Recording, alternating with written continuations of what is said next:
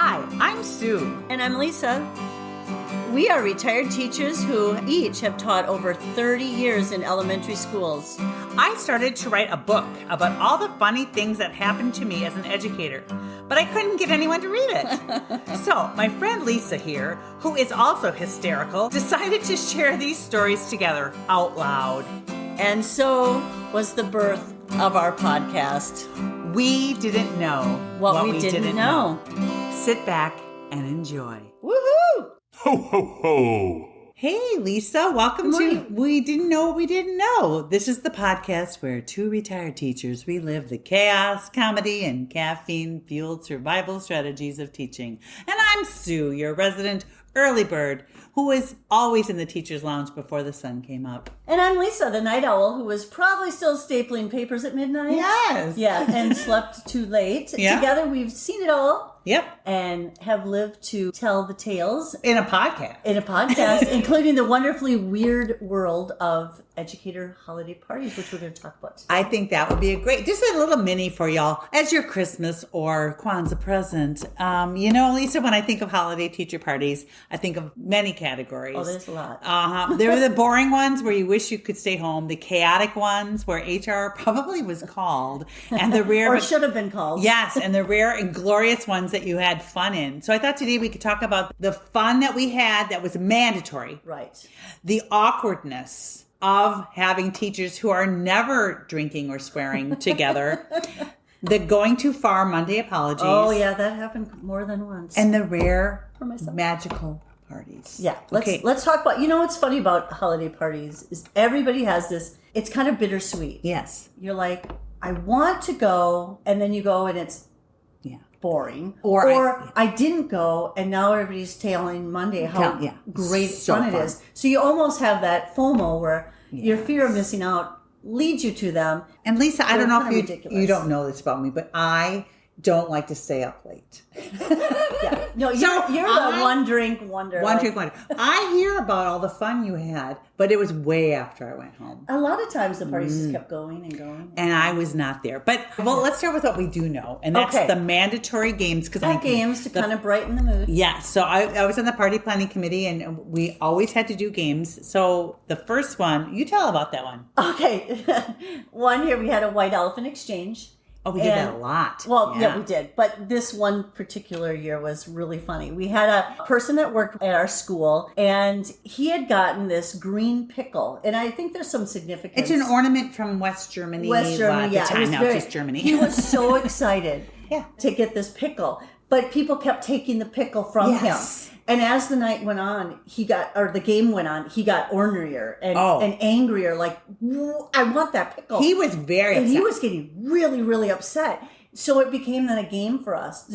How can we keep him from getting the pickle? And we can say his last name was Ripple the pickle. And Pickle. We're like, keep the pickle from the Ripple. And we all were purposely taking the pickle from him so we wouldn't have it. Because he kept taking it back. Because we were playing that Yankee swap. He was so angry and very vocal about it. Yeah. So at the very end, he didn't get the pickle. He did not. And he ended up with the last gift to go get, like, It was under the tree. It was a great gift. And you could see the room kind of like, what did he get? Yeah. Everybody paused waiting as he unwrapped it. And in there was a pair of slippers. Yes. But the slippers were beautifully made out of maxi pads and tampons. Feminine hygiene products. They were beautiful. He got up and left. He left our party. He just got up so angry. He was so angry he couldn't even talk. And he left. I will say the party planning committee did buy him a pickle ornament. It was an ornament, by the way, and you're supposed to find it on the tree and blah, blah, blah. Did they really buy him one? Yes. You didn't know that? No, yes. I went to the store and bought him a pickle. In our show notes, we have the directions to how to make the maxi pad tampon I thought they were slippers. really cool. They are really cool. Yeah. We used to have a lot of these called Yankee swap games. So you'd bring a white elephant or something that was under $10 and then the swapping would happen. And you have a staff of 70 people. And once you got swapped with, then you could swap. And so we had this one, and we talked about this fight. It lasted for at least a decade. And it was a Koosh ball. Remember Koosh balls? Yes. So our school counselor at the time, Mike Troy, he was fantastic. He brought a Koosh ball. Okay. And everybody wanted it. And people were just, it was a ripple situation. What happened with Koosh balls? I didn't get it, and I'm angry. I don't know. You never know what people want. No, and I mean, people would buy, if you have a $10 limit, or $5, probably $5 back then. And some people just do not understand quality buying. Like, you could buy something on sale. So the Koosh balls, we were fighting. Yeah. So, another game we played a lot was called the acronym game. I think we only did the acronym game. Oh, acronym. It's called acronym. Ooh. You put your name on a note card. Yeah. And then you put an acronym down of something you wanted. Right, like a Caribbean vacation or something. So, so that would be CV. And I had put LH because I had chopped my hair off and I wanted long hair. And it was dumb. But people would think of gifts that had the same letters, those initials. And I got really nice things that year. Yeah, well, like one person though, some people, they're so straight-laced at work. And we've told a story before about this person and her, the beaver story, if you want to go back. The beaver story. Yeah, very straight-laced, kindest, sweetest woman in the world. And one of our friends had put down that she wanted MV. M as in melon and V as in like vacation. Like, we're thinking maybe a Mexican vacation or something. Oh, that's got to be. So she went around and she opened her gift, and you don't know who gave it to you, then that person's supposed to say, I got this for you. Mm-hmm. And she opened it up, and, teachers, I mean, teachers, teachers are a little straight-laced, but we can cut loose a little bit at a party. Yeah, I have seen you. So what did she opened it up, and it was a vibrator, and it was a massive vibrator. Nice. But then our friend couldn't figure out who would have given it to her, and it ended up being the beaver lady. The beaver lady, which shocked us all. It's shocking. So I was funny. Shocked. I was shocked. Yeah. Well, I think some people really went crazy for our next topic. topic. You a vibrator. That would have been. But was it used? If that would have been. Because well, what I'm saying is, I want to know because you don't. How much is a vibrator, Lisa? But can you imagine how everybody would want that with the green pickle? No, Lisa. How much is a vibrator? I don't. I knew you know. Depends on what kind would you like. Well, a massive one, apparently. I don't know. Well, I don't need one. We'll go shopping later. I don't need one, honey. But the thing is, I'm saying you have to respect the dollar amount. Respect the dollar amount because otherwise you're getting like a new massive vibrator. Yeah. Oh, good Lord. So that really was awkward, and that leads us to the next topic I want to do is awkwardness. Awkwardness. You go to these parties and you always have those people that you want to avoid. Oh, yes indeed, Bob. The corner standers, and you walk in and you're like, don't make eye contact. And at some point of the night, you make eye contact and they come running over. And you try to be polite, but you can't get away. I know. And one time, this guy started talking to me, and then he started showing me all his probably 200 pictures of his cat on his phone. Lisa. I'm like, I just want to go dance. When you're cornered. Yes. What do you do to get out of that? Like, you're talking to somebody that's totally either dry, annoying, you don't know, the small talk, you just want to go over and have fun with other people, and you're stuck in this purgatory with this person. Yes. My husband one time was stuck with a person who talked about shoes for 30 minutes. And he's really polite, so you just get to the end of the conversation. You try to get a word in edgewise, and then you're like, nope.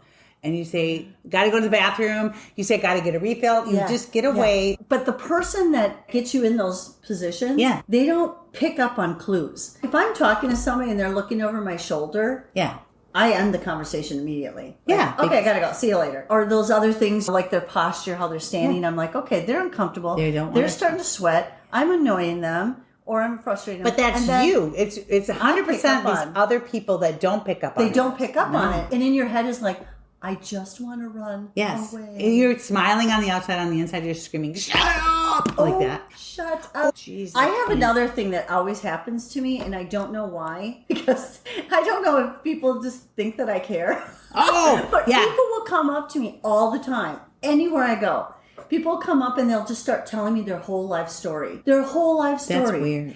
They do it all the time to me. Just sitting in a waiting room. People are just like, oh. Okay, I have a challenge, talking. Lisa. Yeah. The next time this happens, I want you to subtly take out your phone and start recording, okay? Then we'll put it on the podcast. Just the other day, I was at my daughter's house and they had a guy come to check their garage doors and give a quote for a new garage door and the garage door openers. So I pull in and he actually thought maybe I was a wife or something. He must have just talked to my son-in-law on the phone. So he was talking, I'm like, I don't live here. I'm just my grandma. And he started talking and telling me all about these garage doors. And then he got out the color swatches. And I'm like, I really have no say in what the colors, and I kept saying that. And I'm in my car with the window down. And he kept going on. And my granddaughter's in the backseat going, come on, grandma. Then he started going on how he never lies, and he has this business, and he had diabetes, and then he went through his whole medical history. And I'm just sitting there going, Did he know you were retired?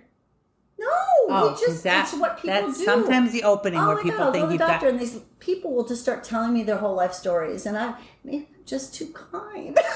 I'm going to say no. I just have that look like, you could tell me and I'm just going to be, no, I'm a very social person. And so that's true. My problem is I'll ask somebody a question and then that opens the gate. Oh, that opens the gate. Is that it? I've been looking at your face talking to you for 4 years. And you're pretty open and friendly. We have this, Sue and I have this, well, our friends, we have this little sign that we do to each other. So if somebody in our group starts telling the same thing over again and you get the point, you take your hand and you make like a C towards them, and you go, got it. It comes right back. Yeah. So it means like that voice goes in and it bounces right back at them, and we don't want to listen anymore. We don't want to hear it anymore. Yeah. So we do that at parties a lot. Yeah.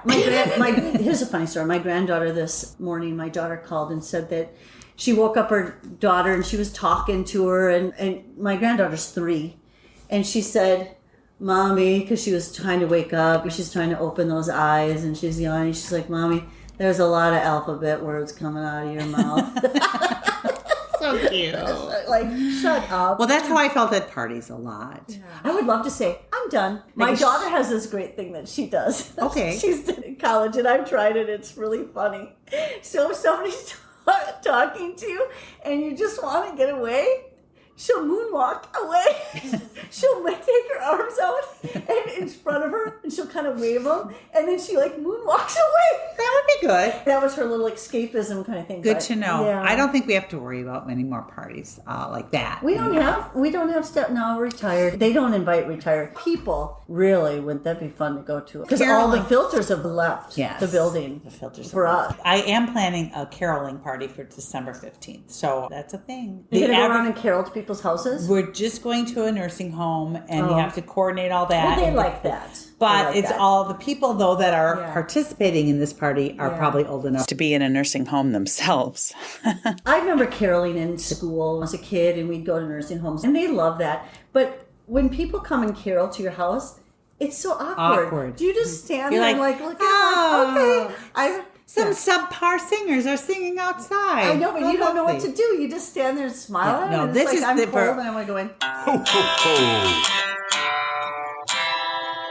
So at a party, were you like the work at the party, walking around, talking to everybody? Were you like walk in, find your friends, and hang with them the whole night? Were you the person that kind of just slunked by the food? It depended on my mood. Stood by the food and just partake? There were all of those. All of the above. You did all of those? All of the above. Depending on my mood. I always kind of like to work the room in the beginning and then go to my peeps. I was there through my 20s, my 30s, my 40s, and my 50s. When you're in your 20s, you're the party animal. Yeah. When you're in your 30s and you start to have kids, you go to a party, you're like, I am partying. Yeah. And then your 40s, I'm really tired. Do you remember when we had that teacher and we talked her into, she was retiring and her initials are AV, and we talked her into dancing on the table. Yes. That was like 70 years old. She's very straight-laced. Yeah.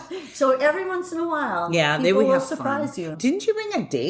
Oh, God. Don't bring a date to a holiday party. Don't bring a date to a holiday party. Have you dated him a while? No, I just kind of started dating, and boy, talk about the gossip. Then after that, everybody was crazy on that. So I spent the whole night worrying about what people were thinking or what they were saying. Well, actually, I wasn't that interested in him, but so many people said how great he was, and they kept telling me how great he was, that I'm like, maybe I'm not seeing it. So then I ended up dating him for quite a long time. Yeah, he wasn't great. Just because of people I never told you he was great. I never did. And then you got MRSA. Oh, we called her MRSA man. Her boyfriend. Our acquaintance. Yeah. I think the gossip that was happening right in front of your face. Yes. Can you believe so-and-so brought that guy with MRSA? Yeah. And just so loud. You know, sorry. So loud. The thing is, back in the days before the cell phones, you could go to those parties and cut loose, but now everybody was recording. Oh, and I was recording a friend of ours, and she was talking about somebody who was standing right behind her. She's like, I hate him. I can't stand him. And he's right behind. I have a video. You know, people always have these videos, which then... You should play that. Yeah. Play the video, Lisa. Into the Monday apologies. Yes. Sorry. I will never forget. I don't feel I needed to do a Monday apology, but this last awkward story, I always told fortunes. Yes. And I call them third grade fortune telling. When I was a child, I made up a way to tell people's fortunes. Right. And I was telling fortunes, and it's about 4 possible people you could be within your life. Right. You pick 4 people. And you could pick famous people. You could pick men, women. Doesn't matter. I don't care. And I tell the fortune, will you have a happy life? You can ask the cards questions. Right. And this person that was an awkward person, I was doing a fortune for his fiance. And they were very young. And she had chosen... Newly engaged. She had chosen 3 famous people and her fiance to be the 4 kings. Right. And one was like a Green Bay Packer, and one was like Tom Cruise. Yeah. And this person, the guy, I'm just going to call him, let's see. Kelly was getting agitated and was like, you're going to marry him? And he was unable to, he was so concrete in his thinking. He got very upset. They got in a terrible fight, and they almost did get married because of my fortune. And I had to go to him later and go, you know that this is all just silly, and I made this game up in 3rd grade. So that was kind of a... Oh my God. Yeah, things would get a little out of control, especially like the night that I didn't realize that gummies had a little more power to them. You mean the little gummy bears? The little gummy bears. You're talking about Haribo? How many little funny gummies? How many funny gummies? Too many funny gummies. And that was quite the wild night. That was the party that got so out of control everyone that there were so many Monday apologies. Oh, that's all it was. It was the funniest tale from that night was the quarter story. I don't know the quarter story. Okay, so we got a little wild, got a little out of control. I'm kind of a too drink and done, so that was a little out of character for me. Every once in a while, I'll let my hair down. But people had been playing all these quarters game. Like you roll it up your nose? No, you plunk it. It was a different kind of quarters game, and I don't know it. And so I went over, and there was this big pile of quarters. And our friend Marie was standing, and she had kind of this low shirt. And there was a pile of quarters, and I sat down to play for a while, but I didn't understand the game. So I kept taking the quarters and throwing them across the table. You get violent when you're high. Yeah. Continue. And they would go down in Marie's cleavage, and she knew it. She'd be like, oh. And so I just kept standing there through it. I just kept throwing quarters in her shirt, which is ridiculous. That's a way to make money. Yeah. So what gets really funny is kept doing it, and then other people joined in, and everybody's just throwing quarters at her. So that night we got a little out of hand, and so everybody ended up at my house. We had a slumber party. I was not there. There was like 8 people that spent the night at my house, maybe 9. Okay. And so we're all like laying on the floor, couches, recliners, everything. And Marie was sleeping on the couch. And she woke up in the morning and she goes, where did all these quarters come from? And they were falling out and they're on the couch and on the floor.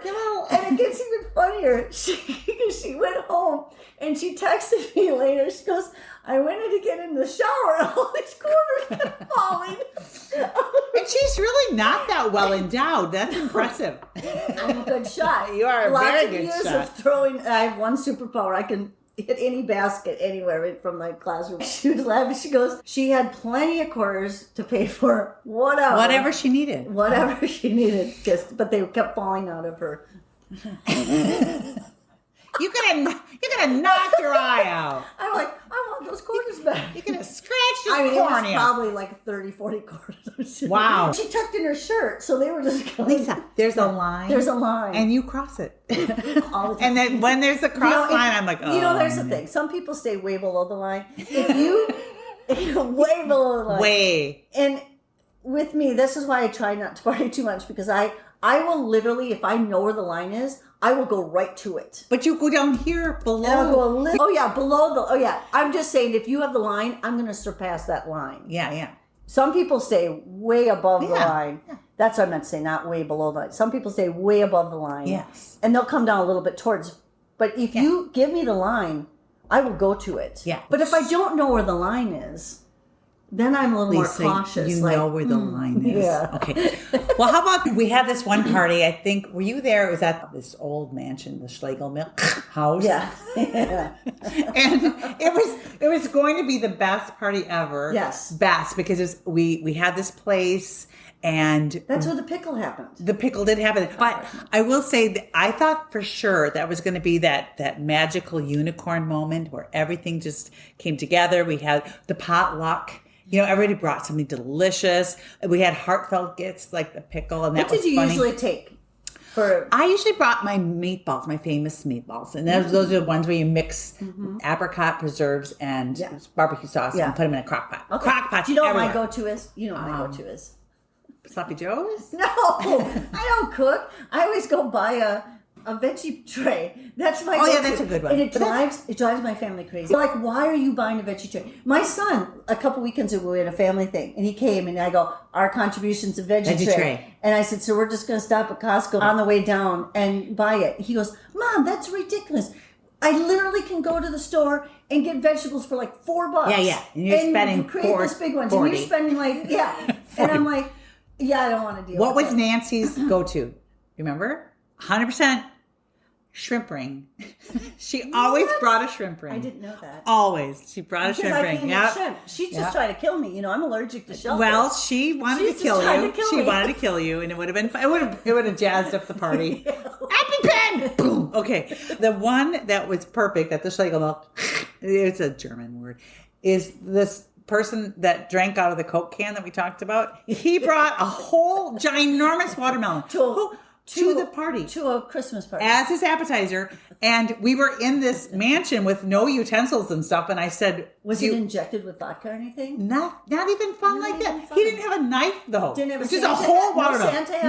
It was... And I'm like, where do you get a watermelon in Wisconsin in December? And he just set it on the table. Yeah. We didn't. He just took it home with him. So, I mean, that's not... That wasn't a really bad story, but... I don't know. It is what it is. So there you have it. I think we've pretty much hit the highs, the lows, everything in between. Yeah. Were you a fan of? Loved them. You loved the holiday parties. I loved getting together with people. I probably went to maybe 50% of them. I planned probably 90% of them, and most of them were really lame and stupid. And so which ones are your favorite? The ones at people's homes or the ones at... I liked being at our friend's house. That was always fun because then you felt you were already kind of home if you had to sleep in her bedroom or something. That was always a little bit better feeling. The people's houses were nice. Yeah. But it's a lot of work for that person. And to keep people out of sneaking into the bedrooms. Oh, no, those are college parties. Never mind. That was... Who's under the coats? I would say my favorite was probably the Schlegel Milk. And I think partially we had to be out of there by 8. And so then we all went but we all went to a restaurant afterwards. That was super fun. We all went down there. We had a huge table and we just kept the party going. I think that was the one where one of our friends was going to leave. And we were like, you can't leave. You have to stay with us. Yeah. And then she said, here. And she put down a whole bunch of money. And she said, I'll be back because I need to come back for my money. But she never came back. So we just spent our money. We bought a lot of drinks. Well, you guys, holiday parties, they're coming up.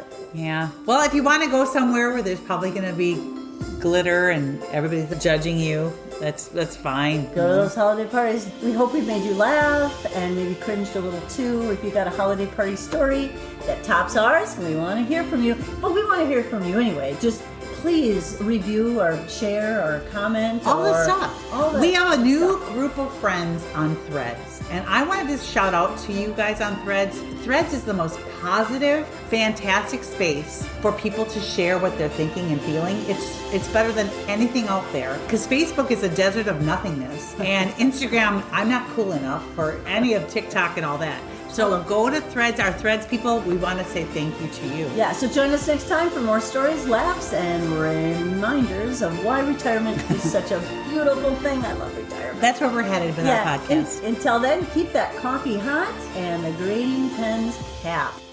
Everybody have a wonderful holidays. We'll see you in 2025. See you in 2025. And we love you. Love you. Bye-bye. Bye-bye. Bye-bye. Bye-bye. Thanks for listening to our podcast. We didn't know what we didn't know. We'll see you next time.